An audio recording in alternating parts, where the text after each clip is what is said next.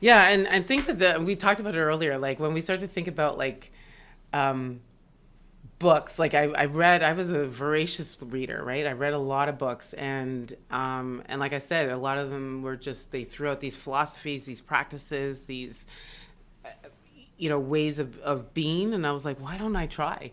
And I think, to what you just said, who was the author? I'm not going to remember the author nor the book, but the concept really was something happens in your life, and the distance between what happened and awareness of what happened, that the space in between is suffering.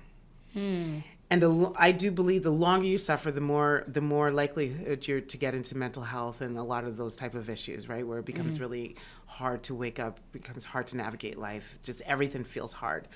So my goal in life has always been to shorten that distance. So again, is it easy? No, but I do remember the philosophy is there's an event that happens. The distance between that event and awareness that that event has happened is suffering. And the quicker you can get to that space of awareness, the less you suffer. So it's about having, like, that works for me because it's so easy. There's an event that happened. And the distance between that event and awareness is suffering. And I would ask How myself, long do you want to do suffer? you want to suffer? Right? So you're like, okay, so what are the things I can do to help me get to awareness, right? And I think that then you can start to figure out, okay, how do I quickly get myself to awareness, right? Like, and so, and not, I can't believe that happened to me. Or, it's starting to listen to the language that you're using.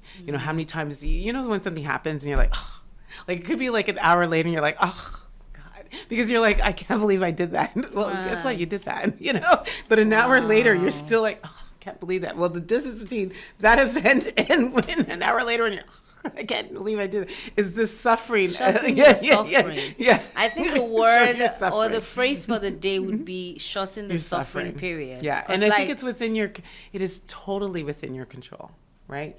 And I think it comes down to getting to a place of understanding, realizing that a lot of times, like, what is in your control and letting go of anything that wasn't. And I do believe you're not responsible for how other people show up, right? Like you're more responsible for how you show up. And so that one you can quickly get into root cause analysis on, you can get into awareness, you can get into understanding, you can give yourself grace, you can forgive yourself.